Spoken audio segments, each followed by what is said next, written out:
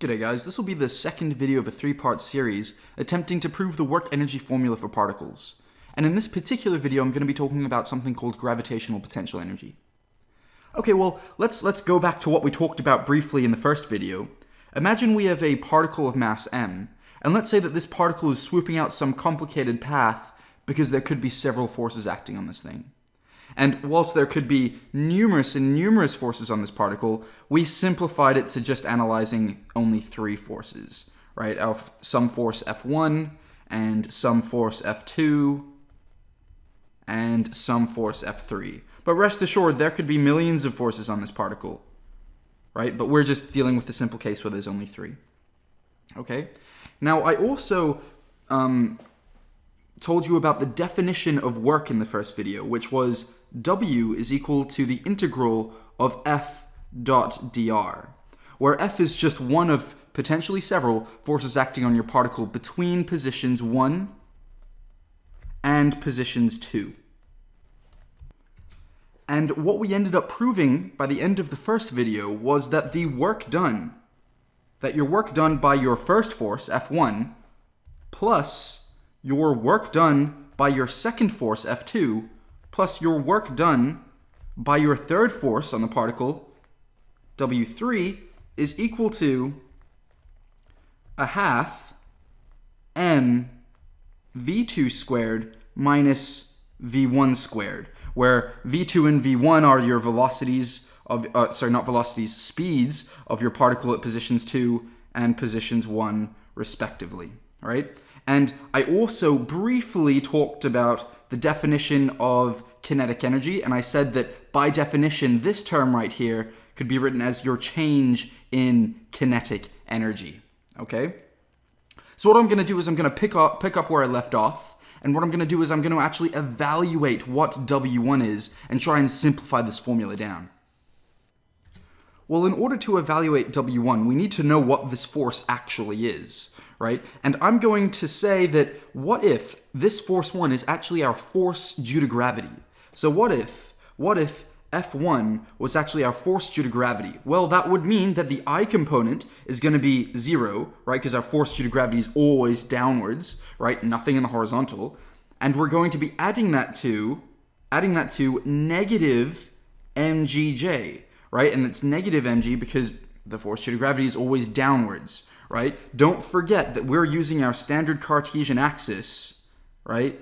XY here, where y is always facing upwards, right? And it's also worth noting that this axis can be placed anywhere you like. It really doesn't matter, okay? Well, in order to evaluate W1, let's plug it into our definition of work, right? So our work done by our force due to gravity between positions 1 and 2 is going to be equal to the integral of F, which in this case is 0 minus mg, dot dr, which is dx dy. That's using this definition just here. Okay? Well, we know how to evaluate the dot product. We did that in the previous video. This is going to be equal to the integral of 0 dx minus mg dy, and I'll just write that as minus mg dy, right? And you might be asking, well, what are the limits of this integral, right? Well, fortunately, because this is a dy, we're going to be integrating from the y position, the y component of position 1, and the y component of position 2. So this is going to be from y1 to y2, right? Basically, I'm saying that this distance right here is y1, and this distance here is y2, right? Because we're trying to find the work done by our force due to gravity between positions 1 and positions 2. That's why we're using limits y1 and y2, okay? And when you evaluate this integral, this is going to be minus mg times by y with limits from y1 to y2, right? And this turns out to be a really simple integral to analyze because m is constant and g is assumed to be constant. We're assuming close to Earth's surface here, so g is assumed to be constant. Okay? And of course, this is simple to evaluate. This will be minus mg times by y2 minus y1. And there we have it. This is our work done by our force due to gravity between positions 1 and positions 2. So what we're going to do now is we're going to plug this value back into this formula, okay? And what are we going to get? Well, W1 is just this, so I'll write this over here. It means minus mg y2 minus y1 plus W2 plus W3, right? I'm just writing this formula out again, substituting for W1, is going to be equal to our change in kinetic energy, right? And what I'm going to do now is I'm going to bring this over to the right-hand side and write it below. This is going to be W2 plus W3 is going to be equal to your change in kinetic energy. Don't forget, your change in kinetic energy is just this term, plus mg y2 minus y1. Don't forget, the minus gets obliterated when you bring this thing to the other side. That's why this is a plus now. Okay? And this is where it gets a little bit complicated. What I'm going to do is I'm going to define a new term. I'm going to define something called gravitational potential energy. Sometimes textbooks write this as a V with a subscript G. I like to use the acronym GPE, right? And this is going to be equal to mgy. It's defined to be this, right? And in fact, you can tell by how similar this is that this is why it was defined to be this way.